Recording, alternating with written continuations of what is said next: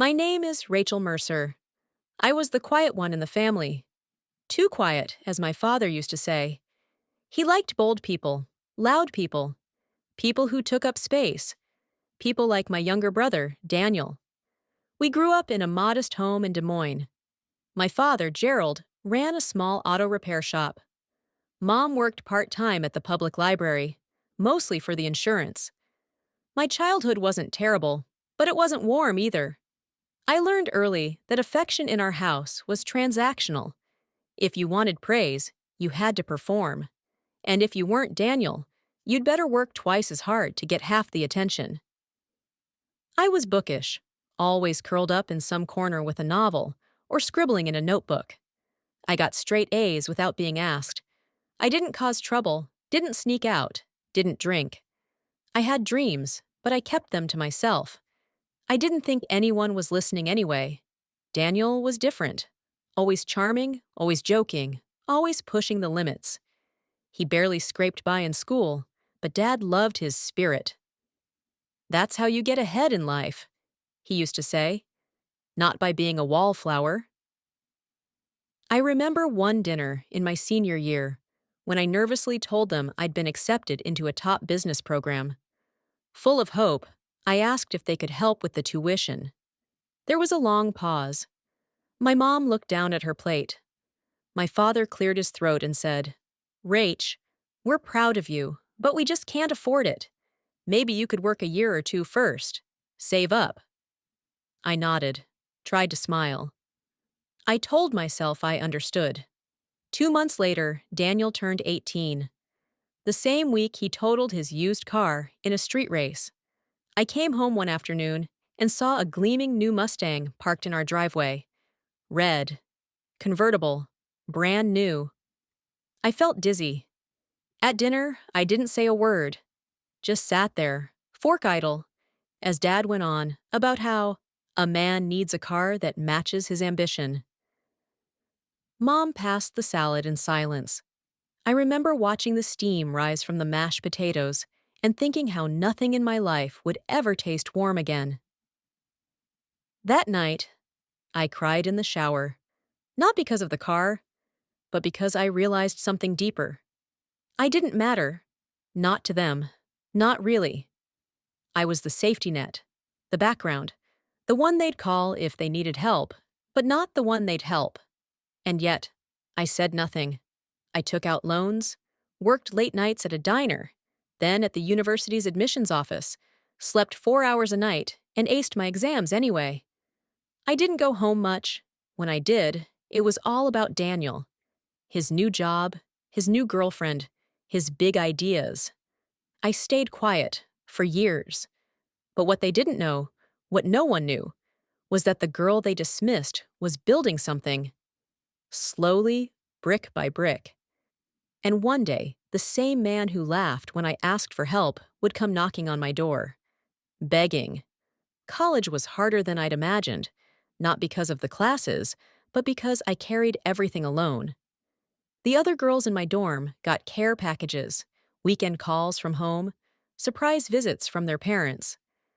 I got monthly emails from my mother, clipped and polite, updating me on how busy things were. Once, Daniel got into a bar fight and broke his wrist. That got a phone call. I didn't bother telling them when I made the dean's list or landed a competitive internship.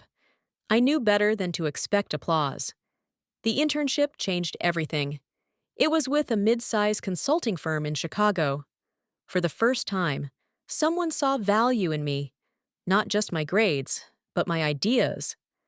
I worked late without being asked, took notes in meetings no one told me to attend. At the end of the summer, the CEO called me into his office and said, "Rachel, you're sharp. You ever need a job, you call me." I didn't cry until I got back to my apartment. Back home, Daniel had already crashed the Mustang. Again. This time, drunk driving. They hushed it up. My dad paid off the damages and made excuses. "Boys make mistakes," he said to me on the phone. "It's just a phase." I bit my tongue so hard I tasted blood. By my third year, I was tutoring freshmen and managing 2 part-time jobs. I learned how to stretch every dollar, eating rice and beans for weeks so I could buy one good blazer for interviews. I kept a journal, not of feelings, but of business plans, product ideas, marketing angles. I studied people the way other girls studied fashion trends. Meanwhile, Daniel dropped out of community college. Tried a real estate course. Quit that too. My father let him move back in to figure things out. He gave him a small loan to start something of his own. That something became a failed t-shirt business, then a failed car detailing gig. Each failure was someone else's fault. Once, over Christmas break, I caught Daniel laughing with Dad in the garage. They were talking about how emotional women get when they can't hack it in business. I stepped outside before they noticed me. That break, I made up my mind. I wasn't going to beg for space in their world anymore. I'd make my own. After graduation, I didn't go home. I took the first offer from the consulting firm in Chicago. Entry level, but decent pay. I rented a studio apartment with peeling paint and mice in the walls, and I loved every inch of it. No one called to ask how I was settling in. I stopped waiting for them to care, but I hadn't forgotten. Every sleepless night, every dismissed achievement, every quiet betrayal, I remembered. And I wasn't done. The first year in Chicago was brutal, but exhilarating. I was nobody in a city that didn't care if I succeeded or failed. And I loved that. Everything I earned had my name on it, and mine alone. At work, I absorbed everything.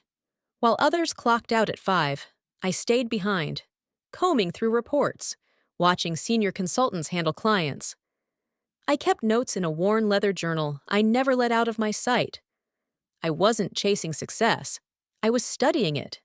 6 months in, I got assigned to a project others had passed on, a failing local business trying to modernize its operations. The owner was tired, the staff was jaded, and the books were a mess. But I saw something there.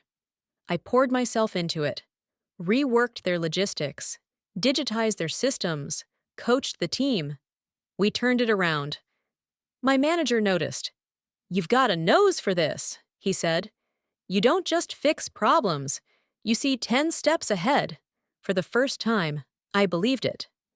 Meanwhile, back home, Daniel had burned through 2 more business ideas. Dad kept floating him money. Investments, he called them, while reminding me in brief, transactional texts to call your mother sometime. Mom never answered when I did. Then came the wedding. Daniel had met someone, a girl from a well-off family. Her name was Emily. Pretty, polished, and blissfully unaware of the mess she was marrying into. The wedding was grander than anyone in our town had hosted in years. My father took out a second mortgage. To do it right, I was invited out of obligation. I went because I wanted to see them all. See the look on my father's face when I arrived in a clean-cut navy suit I'd bought with my own salary. No date, no drama, just me, whole and standing. The reception was in a rented ballroom, white linens, ice sculpture, a band flown in from St. Louis. Dad gave a speech that made me nauseous. My son, Daniel, he's a dreamer, a builder, a real man who goes after what he wants. I stared at my glass of water, like it might shatter from the tension in my hand. No one mentioned me, not once. Emily smiled sweetly at everyone, and I wondered if she even knew about the DUI, the failed ventures, the yelling matches behind the garage. Probably not. She clung to his arm like she didn't see the red flags flapping in the breeze. That night, I drove back to my hotel alone. I stared at the ceiling until dawn and made a promise I didn't dare say aloud. One day, they'd remember my name, not because I forced them to, but because the world would. The morning after Daniel's wedding, I drove back to Chicago and didn't look back. I threw myself into work like it was oxygen. I volunteered for difficult projects, led internal workshops, and began building a small but loyal network of mentors. I didn't try to charm people, I just delivered results. While others jockeyed for visibility, I stayed focused on execution, and people noticed. At 27, I was promoted to senior consultant. I started leading small teams.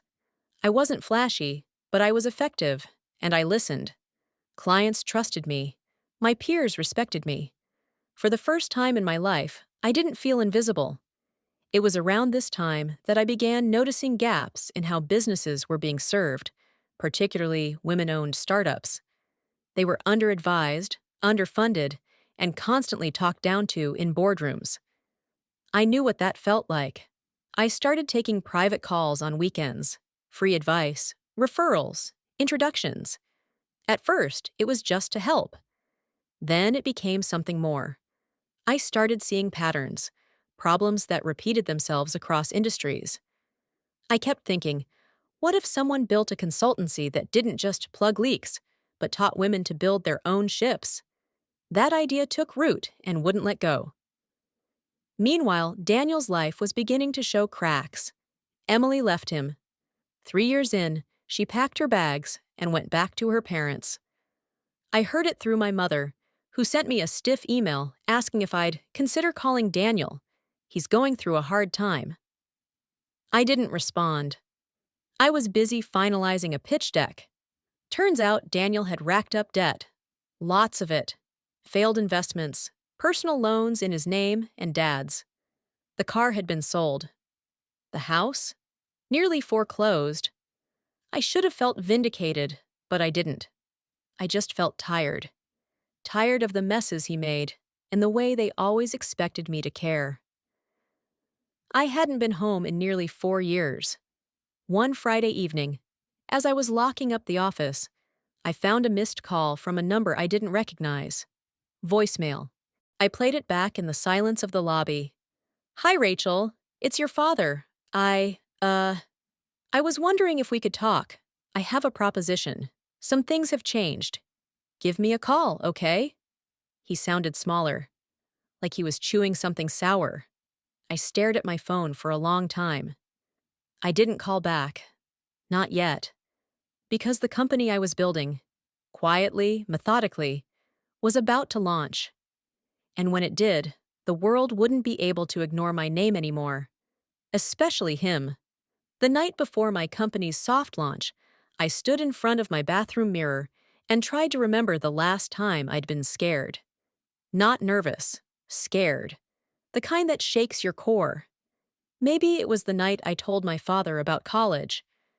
Maybe it was when I signed the first loan document. Maybe both. But this felt different, because this time I wasn't asking for permission. I wasn't hoping for approval. I was leading. We launched on a stormy Tuesday morning. Nothing glamorous. No champagne. Just a small, clean website, a modest office, and a team of 4 brilliant women who believed in the mission. Consulting for female entrepreneurs who were tired of being overlooked. By Friday, we had our first client. By month 3, we had 12. The real turning point came 6 months later, when a national magazine ran a feature on the women reshaping business. I was on the cover, under the headline, "Rachel Mercer, the Quiet Strategist." I mailed a copy to my parents' address. No note, just the magazine. A week later, I got another voicemail. "Rachel, we saw the article. Your mother cried.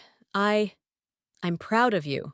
And, well, about that proposition I mentioned, we could really use your help."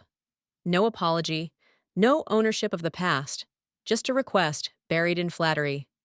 I didn't delete the message. Instead, I waited. I had time now, and leverage. I finally called back 2 days later. My father answered on the first ring. He sounded almost humble.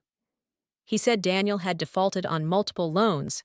The family's house was up for sale, and the auto shop, my father's pride and legacy, was on the verge of bankruptcy.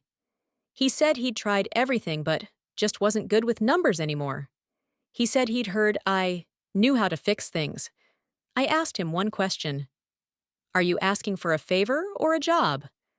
Silence. Then, a job. I nodded slowly, even though he couldn't see me. Well, I said, send me your resume. Our team is hiring, but just so you know, we don't have titles like dad or owner's son around here.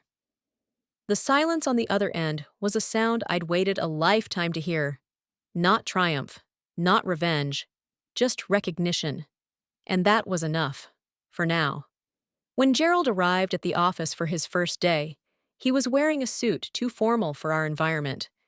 His shoes were polished, and his face was shaved clean, like he was trying to wear dignity like armor. I met him in the lobby myself. Morning, I said. Morning, Rachel, he replied, voice too low, eyes not meeting mine. I walked him to his desk, one of the smaller cubicles near the back, between two of our younger analysts. It was neat, functional, equal to everyone else's. I'll have Lauren bring you up to speed, I said. We're restructuring a regional client's logistics model. Should be familiar ground for you. He nodded. No questions. No, thank you. Just a tight jaw and a quiet breath as he sat down. It was surreal watching my father try to fit into a world I'd built. At lunch, he stood awkwardly by the fridge, unsure if he could join the others. I watched from my office window as Lauren, half his age, twice his confidence, invited him over with a warm smile. The old Gerald would have brushed her off, but now... He nodded and followed.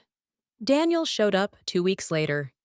He didn't call or email in advance, just walked through the glass doors with a half smirk, sunglasses still on, like he was entering a club. My assistant buzzed me. There's a Daniel Mercer here. Says he's your brother? I almost laughed. I came out of my office and saw him leaning on the front desk, chatting up the receptionist. Daniel, I said, to what do we owe the pleasure? I heard Dad's working here now, he said, arms out like it was a joke. Figured there might be room for me, too. I blinked. And what exactly are you offering? He scoffed. Come on, Rach. You know I'm good with people. Marketing, networking, whatever. I can bring value. I looked him up and down, still dressed like he had something to prove, still coasting on charm and confidence that hadn't earned a thing. Submit a resume, I said flatly. If something fits, we'll reach out. His smirk twitched. Seriously? Seriously. He left without shaking my hand. That night, Gerald lingered by the elevator. Was that really necessary? He asked. He's struggling? I turned to him. So was I, for years. You never handed me anything. Why should I start handing things out now? He didn't argue. He just nodded. And that silence? It wasn't surrender. It was understanding. Finally, Daniel didn't disappear. A week after his unannounced visit, I heard from HR that he'd submitted a bare-bones resume, one that conveniently omitted his string of failures and inflated his role in family business strategy. He'd even listed entrepreneurial leadership as a skill. I skimmed it, rolled my eyes, and handed it to my hiring manager with a single note. Treat as any external applicant. No special handling. It was declined 2 days later. But that didn't stop him. He started showing up to our public networking events. At first, it was harmless. Grabbing drinks, dropping my name, mingling with clients he had no business approaching. He told one of our junior consultants he was consulting behind the scenes, and told another that he and I were talking about forming a new division. He wasn't just desperate. He was dangerous. When I confronted him at a Saturday panel, we were co-hosting with a Female Founders Alliance. He smiled like we were in on a private joke. Relax, Rach. Just making connections. This isn't your playground, I said, voice low but firm. You're not part of this company. Stop implying otherwise. He raised an eyebrow. Wow. Power looks good on you. Didn't think you had it in you. The words were meant to sting, but they didn't. Not anymore.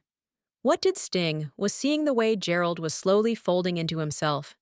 He came in early, stayed late, did his work quietly.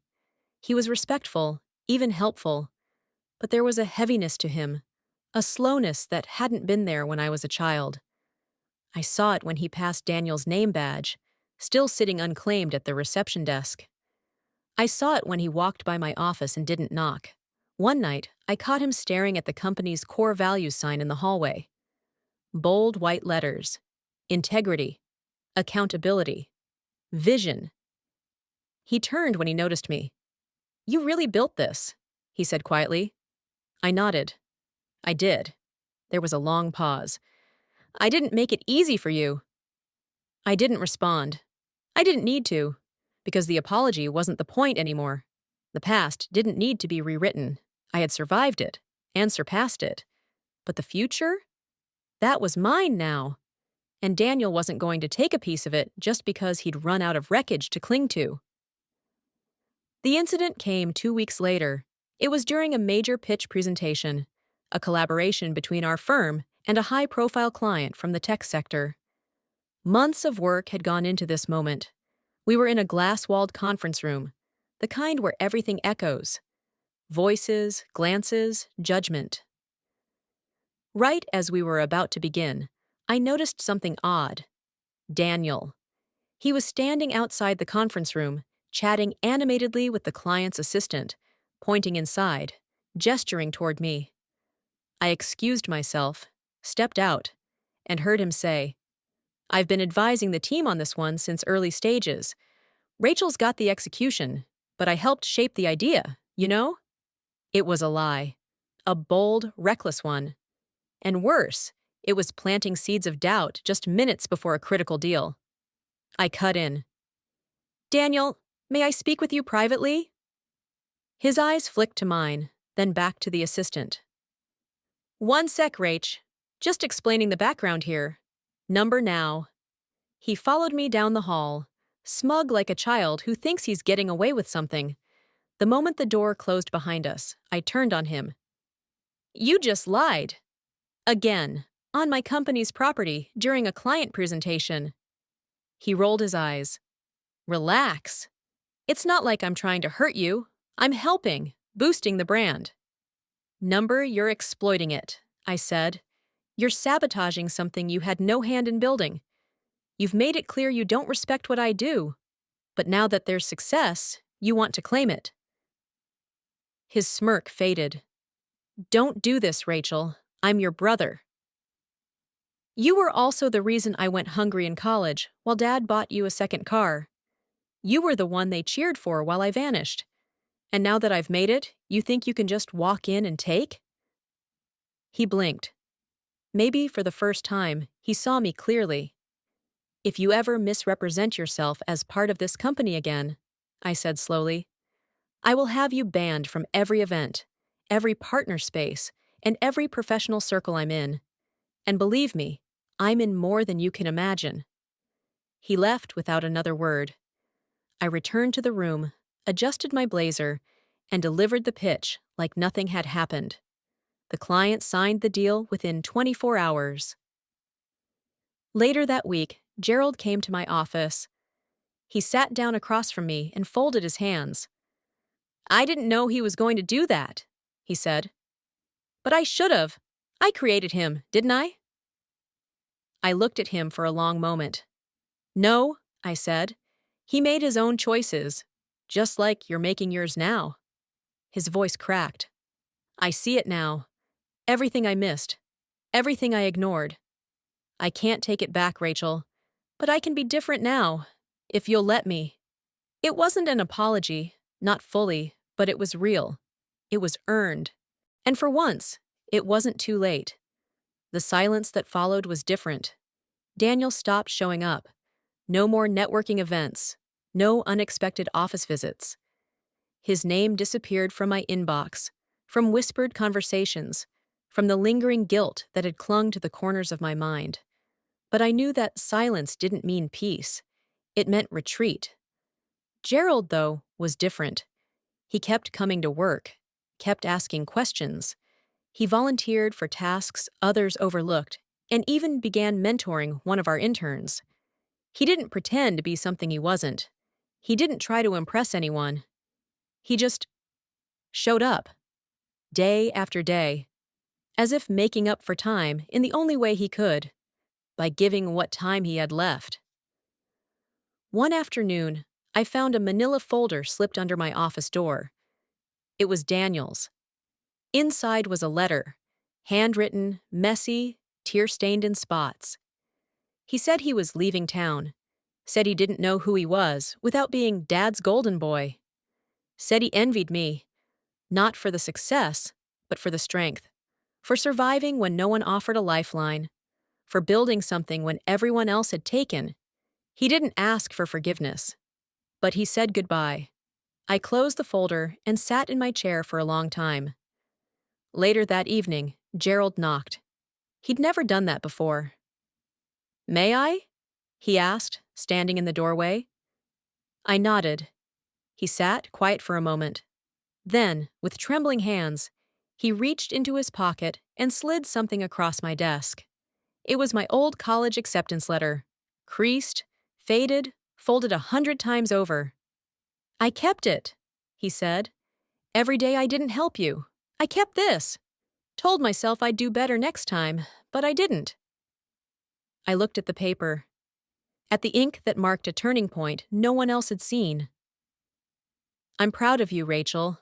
Not for the company, not for the title, but for never becoming what I was." And that was it. Not a grand gesture, not a movie ending, just two people, one finally seeing, the other finally being seen. The first time I was introduced as CEO at a national summit, I stood behind the podium, facing an audience of women who looked nothing like my past, but everything like my future. I didn't talk about profit margins or projections. I talked about silence, about how, for years, I thought silence meant strength, keeping your head down, surviving alone, pretending it didn't hurt. But then I learned that silence also hides injustice, that speaking clearly, setting boundaries, and expecting respect is not a betrayal. It's a birthright. I closed my speech to a standing ovation, and when I stepped off the stage, Gerald was there, standing in the back, just watching. He didn't say a word. He didn't need to. A few months later, we expanded our office. We opened a second location in Detroit, our first official branch. I gave Gerald the choice to stay or help lead setup. To my surprise, he chose to go. "I want to see something grow from the ground up," he said, "without old ghosts in the walls." He left with a box under one arm and a photograph of the team in the other. I walked him to the elevator. We didn't hug. We'd never really been that kind of family. But he held my gaze and nodded. "I'll send updates," he said. And he did. As for Daniel, I don't know where he is now. The letter was the last I heard. I sometimes wonder if he started over somewhere, learned to listen, to try. But I don't hold my breath. And I don't carry anger anymore. Because the life I've built is no longer a reaction to what they didn't give me. It's a reflection of what I gave myself. One morning, I opened a package at my office. Inside was a card, no signature, and a copy of my old student ID. On the back, someone had written, in shaky handwriting, "You made it, even when we didn't help, especially then." I keep it framed on my desk, not because I need the reminder, but because I earned it. Every word, every scar, every step.